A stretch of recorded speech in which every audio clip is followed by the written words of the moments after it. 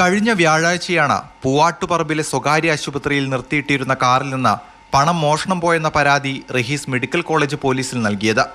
കാറിന്റെ മുൻവശത്തെ ചില്ല് തകർത്ത് ചാക്കിൽ സൂക്ഷിച്ചിരുന്ന 40,25,000 രൂപ നഷ്ടമായെന്നായിരുന്നു പരാതി. മോഷണം നടന്ന് ഒരു ദിവസം കഴിഞ്ഞാണ് റഹീസ് പോലീസിനെ സമീപിക്കുന്നത്. ഇതോടെ അന്വേഷണ സംഘത്തിന്റെ സംശയമുന ഇയാളിലേക്കും നീണ്ടു. തുടർന്ന് നടത്തിയ അന്വേഷണത്തിൽ 2 അംഗ സംഘം പണവുമായി കടന്നുകളയുന്ന CCTV ദൃശ്യങ്ങളും പോലീസിന് ലഭിച്ചു. വ്യാജ നമ്പർ പ്ലേറ്റ് ഘടിപ്പിച്ച സ്കൂട്ടർ പിന്നീട് പോലീസ് കസ്റ്റഡിയിലെടുത്തു.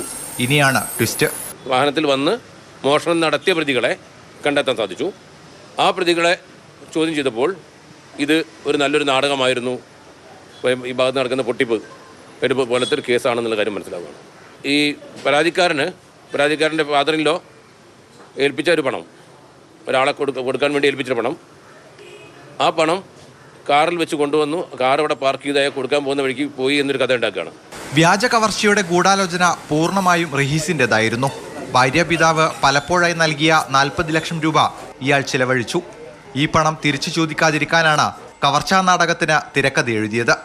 90,000 രൂപയ്ക്ക് സുഹൃത്തുക്കളായ സാജിദിനെയും ജംഷിയെയും ദൗത്യമേൽപ്പിച്ചു. റഹീസിന്റെ നിർദ്ദേശപ്രകാരം ഇവർ കാറിൽ നിന്ന് ഡെമ്മിച്ചാക്ക് തട്ടിയെടുത്തു മുങ്ങി.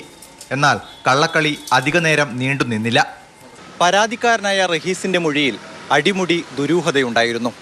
പഴുതടച്ചുള്ള അന്വേഷണം 2 ദിവസത്തിനകം യഥാർത്ഥ പ്രതികളെ നിയമത്തിന് മുന്നിൽ കൊണ്ടുവന്നു. ആശംസിദ്ധാർത്ഥ്, മാതൃഭൂമി ന്യൂസ്, കോഴിക്കോട്.